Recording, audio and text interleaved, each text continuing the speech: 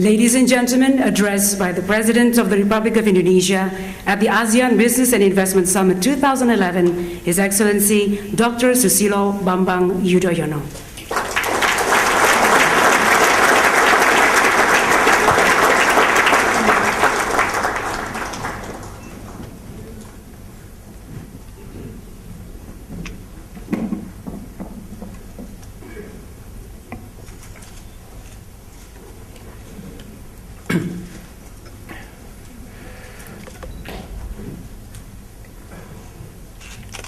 Bismillahirrahmanirrahim.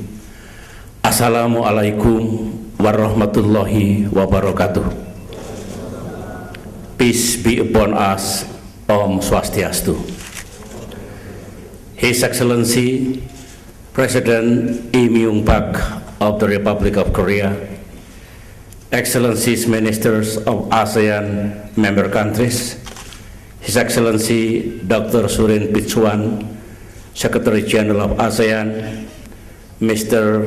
Anangga Rusdiono, Chairman of the ASEAN Business Advisory Council, distinguished members of the ASEAN business community, ladies and gentlemen.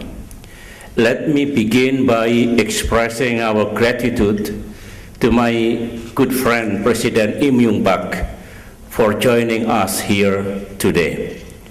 President Lee has been a steadfast partner of ASEAN, and we commend him for his goodwill and leadership.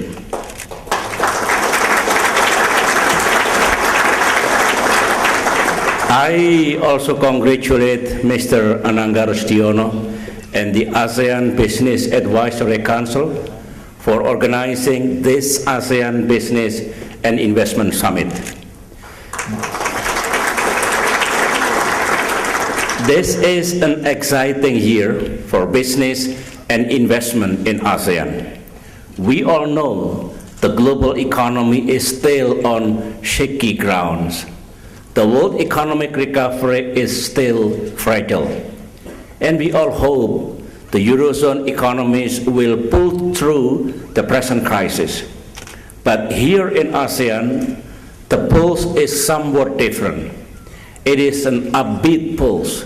There is a growing confidence in our region that translates into an average growth of 7.4% for ASEAN economies in 2010. This is higher than the world average of 5% last year. As a vote of confidence from our international friends, including from Korea, FDI in our region has also grown by about 90% last year. This is also true for us here in Indonesia, and I am glad that we now see a trend of increasing investment among ASEAN economies. A key part of that confidence is the brimming can-do spirit of the dynamic business community in ASEAN. ASEAN businesses are scoring one success after another, becoming pioneers and role models in their own economies, and many are starting to go global. They are the drivers of the modernization effort now underway in our region. What is most important is that businesses today are operating under a different national mindset. There may have been time in the past when businesses were seen with some hostility, including ideological hostility. But today, there is hardly any country, regardless of its political system, which can achieve progress without the foundations of an active business community. Governments that constrain business is bound to fall behind government who unleash its potential. Today, being pro-poor and pro-job are complementary to being pro-business.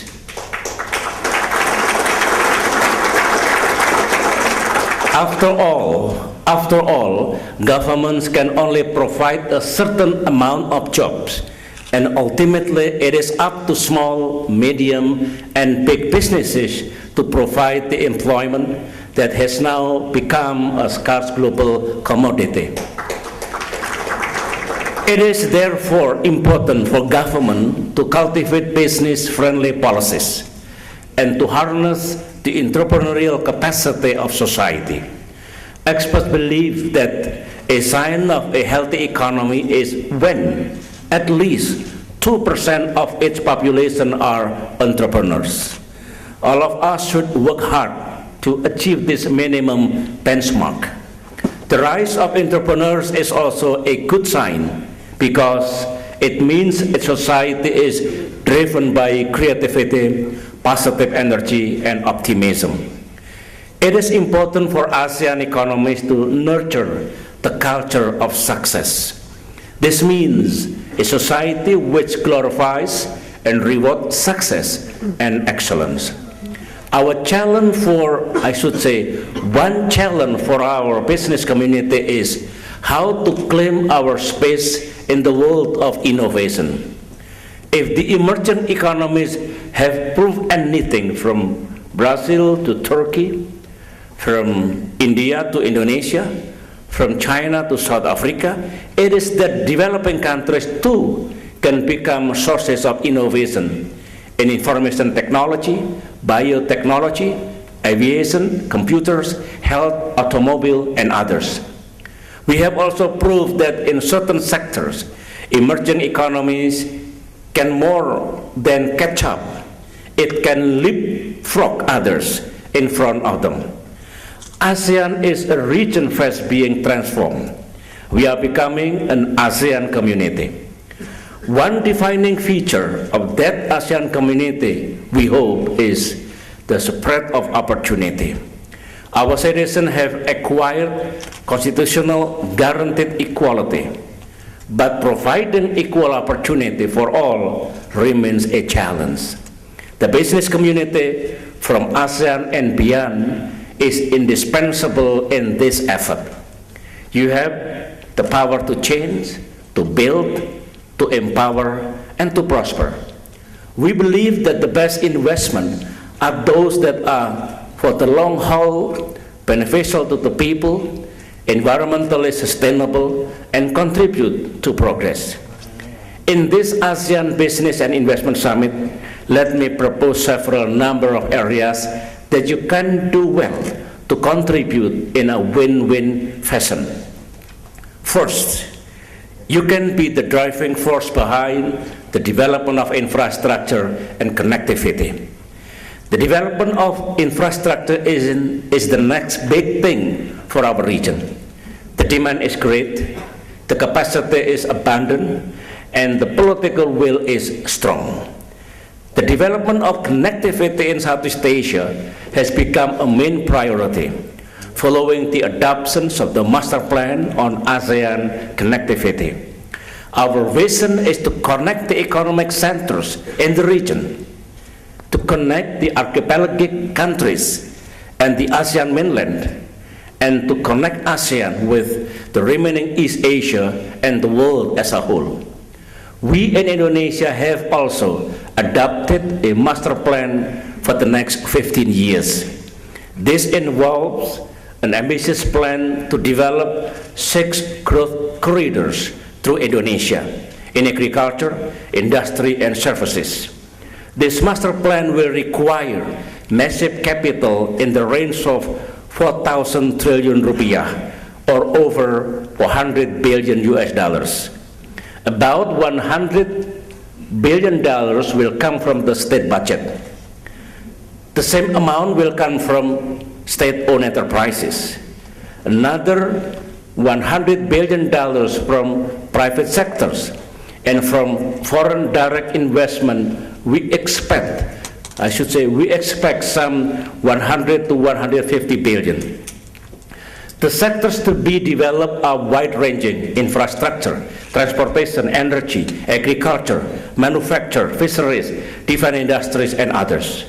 Indeed, we have much to offer those who seek business opportunity. Our economy is growing at a solid 6.5%. Our GDP is now over than $700 billion, and we have a large population of 240 million with growing purchasing power. This is all good for trade and investment, as demand will rise and thus create exciting opportunities for you. Second, you can be our partner in achieving equitable development. I said this because everywhere we are seeing a world of plenty as well as inequality.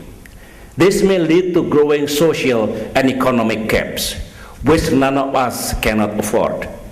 One of the outcome document that the ASEAN leaders have adopted at this summit is the ASEAN Framework for Equitable Economic Development.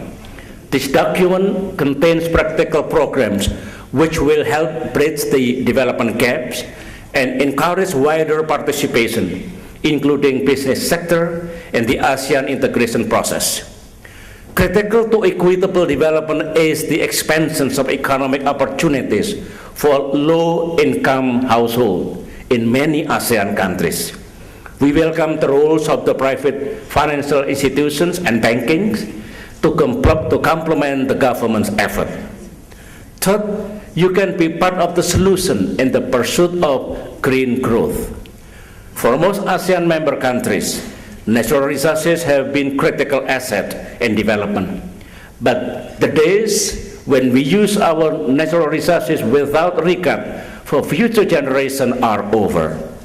One way or another, all of us must embrace sustainable development and low carbon development path. And I believe we can achieve progress and prosperity while enforcing environmentally sustainable practice. Here, technology will be key. And again, in this area, private sector can work with government to promote sustainable growth. Let me therefore end my remarks by commending you on your dynamism and foresight, and by wishing you a productive meeting. Business people are doers. So I look forward to hearing your recommendation. By working in synergy together, by working in synergy, together we can achieve a strong, stable, and prosperous ASEAN as envisioned by the ASEAN Charter. I thank you. Wassalamualaikum warahmatullahi wabarakatuh. Om Santi, Santi, Santi Om.